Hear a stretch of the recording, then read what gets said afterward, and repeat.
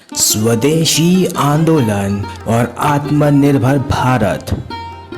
बहुत साल पहले 1905 में अंग्रेज़ों ने बंगाल को दो हिस्सों में बांट दिया। एक हिस्सा मुसलमानों के लिए और दूसरा हिंदुओं के लिए। इससे लोगों में आपस में फूट पड़ जाए, यही अंग्रेज़ों की चाल थी।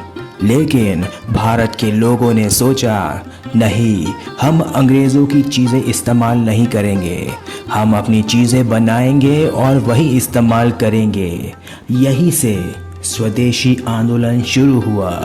लोगों ने अंग्रेज़ों के कपड़े, नमक, चीनी और दूसरी चीज़ें खरीदना बंद कर दिया। सबने मिलकर कहा, हम अपने हाथ से बनी चीज़ें इस्तेमाल करेंगे।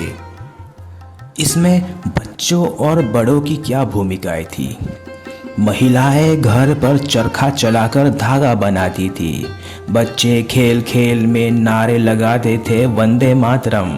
पढ़ाई में भी लोग अंग्रेजी स्कूल छोड़कर भारतीय स्कूलों की तरफ जाने लगे। बड़े नेता और उनकी क्या आदर्श बातें थी।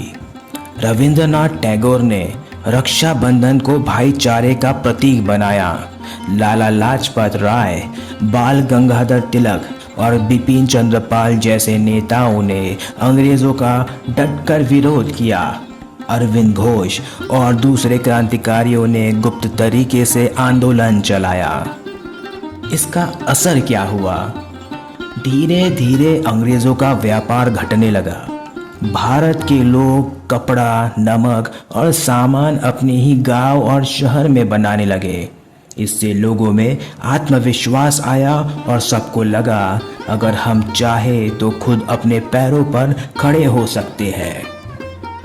आज का समय, आज भी हम आत्मनिर्भर भारत और मेक इन इंडिया जैसे बातें करते हैं। इसका मतलब है अपने देश में बनी चीज़ें खरीदना, अपने किसानों, बुनकरों और मजदूरों का साथ देना, पर्यावरण को सुरक्षित रखना।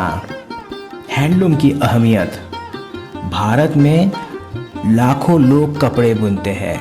यही हाथकरघा कहलाता है या हैंडलूम कहलाता है। यह सबसे बड़ा घर घर का काम है जिसमें महिलाएं और परिवार जुड़ते हैं। भारत का कपड़ा दुनिया भर में भेजा जाता है, अमेरिका, यूरोप और दूसरे देशों में। इस काम से लोगों को रोजगार मिलता है और भारत का नाम रोशन होता है। सरकार ने भी बुनकरों के लिए कई योजनाएं बनाई है। सस्ते धागे और मशीनें देना, काम करने की जगह और पैसे की मदद देना, बुनकरों के परिवार के लिए बीमा और सुरक्षा देना। हमारे इस भूतकाल से हमें सीख मिलती है कि अगर हम मिलजुल कर अपने देश की चीज़ें इस्तेमाल करें तो हम मजबूत बन सकते हैं। हमें अपने देश के कामगारों और किसानों की मदद करनी चाहिए। स्वदेशी का मतलब है अपने देश की चीज़ों पर गर्व करना।